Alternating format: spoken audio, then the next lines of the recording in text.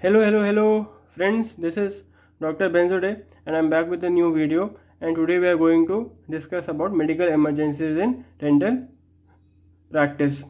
तो सबसे पहला जो हमारी मेडिकल इमरजेंसी है, it is syncope. So what do you mean by syncope? Syncope is the reversible loss of consciousness due to cerebral hypoxia और cerebral ischemia. तो यहाँ पे cerebral hypoxia is a more important term than cerebral ischemia. Ischemia means decrease in the blood supply. That decrease in the blood supply leads to decrease in the oxygen levels, which lead to hypoxia and which ultimately lead to syncope. यानी कि जो हमारे brain में sales हैं, जब उनको oxygen नहीं मिलता, then it leads to syncope. Now, what are the other names of syncope? So, syncope is also known as swoon. It is also known as atrial bradycardia. Bradycardia means decrease in the heart rate. अब अगर patient का heart rate है कम, it leads to decrease in the cardiac output, which leads to decrease in the blood supply, and decrease in the blood supply leads to decrease in the oxygen levels, that is cerebral hypoxia, which ultimately leads to syncope. Then we have the vasovagal syncope. We know vagus nerve has a parasympathetic supply, and the parasympathetic nervous system leads to decrease in the heart rate. So अगर vagus nerve becomes overactive, it leads to decrease in the heart rate, which ultimately leads to decrease in the cardiac output. और जो हमने अभी तक देखा था वैसा ही होगा दोस्तों. So it is also known as vasovagal shock or vasovagal depressor shock. Why? Because vagus nerve is a depressor nerve. ये हार्ट को डिप्रेस कर रही है. And then it is also known as neurocardiogenic shock, or in simple terms we also say it is as benign faint or simple faint. अब जब भी हम लोग सिनकोप की बात करेंगे, we will talk in 3 terms, यानी कि प्री सिनकोप, सिनकोप और पोस्ट सिनकोप. यानी कि सिनकोप से पहले at the time of syncope और after syncope, that is post syncope. तो सबसे पहले जब भी पेशेंट को सिनकोप आने वाला होगा, you will see certain symptoms. These symptoms are known as prodromal symptoms. फिर at the time of syncope हमारा पेशेंट बेहोश हो जाएगा, दैट इज़ हमारा पेशेंट अनकॉन्शियस हो जाएगा. और उसके बाद पोस्ट सिनकोप में, यानी कि बेहोशी के बाद, there will be recovery of the patient. या तो ये रिकवरी इमीडिएट हो सकती है या फिर ये रिकवरी डिलेड हो सकती है. इमीडिएट रिकवरी क्या होता है? तो immediate recovery is a regain in consciousness in 3 to 5 minute. यानी कि 3 से 5 मिनट में जो पेशेंट होगा वो कॉन्शियस हो जाएगा, उसे होश आ जाएगा. या फिर जो पेशेंट अलर्टनेस की बात हम लोग करें तो the patient will become alert in 15 to 20 minutes. अब हम लोग देखेंगे डिलेड रिकवरी. तो डिलेड में it can take as long as 24 hour for patient to recover, और even after the recovery the patient will feel weakness and he will feel lethargic. बहुत ज़्यादा patient को कमज़ोरी फील होगी. ओके फ्रेंड्स, तो अब हम लोग इसकी समरी देखते हैं. तो बहुत ईजी है. Syncope simply means the reversible loss of consciousness due to cerebral hypoxia. इसके और क्या क्या नाम है ये हमने देखा. सून हो गया, एट्रियल ब्रैडिकार्डिया हो गया, वेजोवेजल सिनकोप हो गया, वेजोवेजल शॉक हो गया, है ना. और syncope we have categorise into 3 parts, that is pre syncope, syncope और पोस्ट सिनकोप. ठीक है फ्रेंड्स, अब हम लोग आगे जाते हैं. तो now friends we will see the precipitating factors. यानी कि कौन से फैक्टर्स ऐसे हैं जब भी आप अपने क्लिनिक में पेशेंट को ऑपरेट कर रहे हो, that can lead to syncope. तो पहला है हमारा साइकोजेनिक और दूसरा है हमारा नॉन साइकोजेनिक. तो साइकोजेनिक फैक्टर्स में भी है एंग्जाइटी. अगर पेशेंट को बहुत ज़्यादा घबराहट है, आप पेशेंट का दांत एक्सट्रैक्ट करने वाले हो और पेशेंट बहुत ज़्यादा घबराया हुआ है, तो that can actually lead to syncope. उसके बाद स्ट्रेस और साइंस ऑफ ब्लड और सडन अनएक्सपेक्टेड पेन. एंड अगर पेशेंट को कोई अनवेलकम न्यूज़ मिलती है, तो all these features are psychogenic and they can lead to syncope.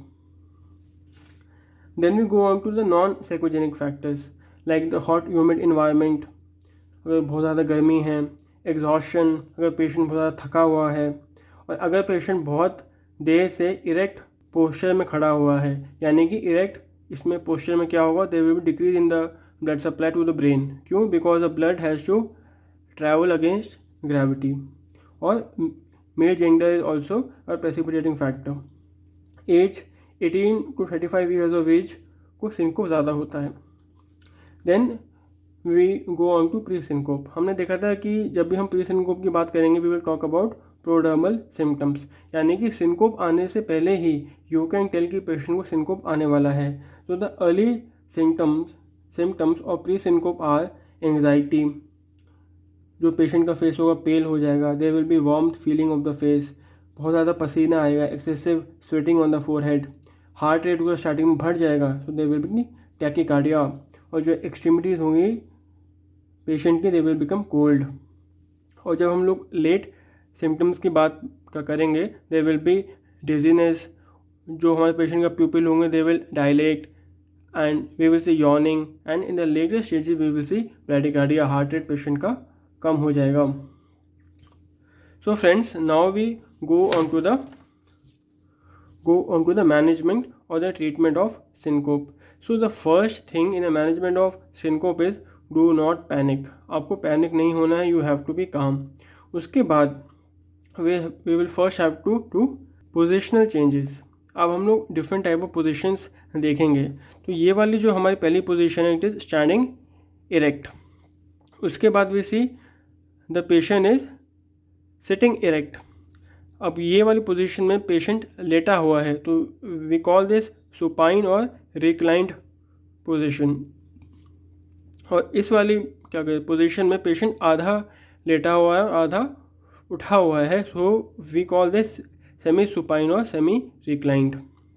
और ऐसी पोजीशन जिसमें पेशेंट का सर है नीचे लेवल पे और उसकी बॉडी और पैर है ऊपर लेवल पे, we call this as Trendelenburg position. तो जब भी अगर पेशेंट को सिंकोप आ जाए we have to make the patient in semi supine और रिक्लाइंड और horizontal position with legs elevated at 10 to 15 degree. यानी कि जब भी पेशेंट को सिंकोप आए या तो हमको पेशेंट को फ्लैट लेटा देना है हॉरिजॉन्टल और उसके लेग्स को 10 to 15 डिग्री एलिवेट कर देना है, या फिर उसको सेमी सुपाइन के पोजीशन में भी हम लोग डाल सकते हैं। इससे क्या होगा, जब भी हम उसको सुपाइन या सेमी सुपाइन और उसके लेग्स को एलिवेट कर देंगे तो it will increase the blood supply. जो हार्ट से जो ब्लड सप्लाई आना होगा दैट विल इंक्रीज, और जैसे ही ब्लड सप्लाई इंक्रीज हो जाएगा तो the patient will become conscious. अब आप लोग ये सोच सकते हैं कि जब हमने पेशेंट का सर नीचे का कर दिया और पैर उसके ऊपर हैं तो भी तो उसका ब्लड सप्लाई इंक्रीज हो जाएगा, और इस पोजीशन को हम लोग बोलते हैं ट्रेनलेनबर्ग पोजीशन। तो this position is not recommended. Why it is not recommended? Because it can lead to hemodynamic compromisation. It can lead to increase in the intracranial pressure. ठीक है फ्रेंड्स।